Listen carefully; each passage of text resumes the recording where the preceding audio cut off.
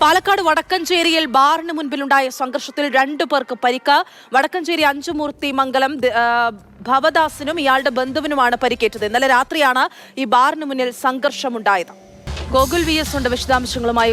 ഗോകുൽ, ഇന്നലെ രാത്രി നടന്ന മർദ്ദനത്തിന്റെ CCTV ദൃശ്യങ്ങളാണ് ഇപ്പോൾ നമ്മൾ കാണുന്നത്.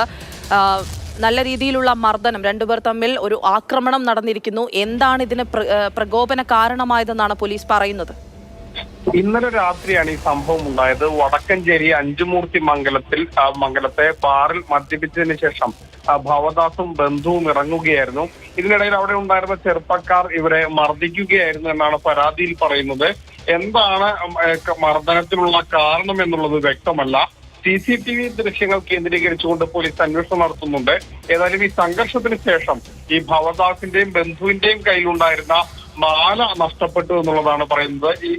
ഇത് ചൂണ്ടിക്കാണിച്ചുകൊണ്ടാണ് പരാതി നൽകിയിരിക്കുന്നത്. ഇന്നലെ രാത്രിയാണ് ബാറിന് മുന്നിൽ സംഘർഷമുണ്ടായത്.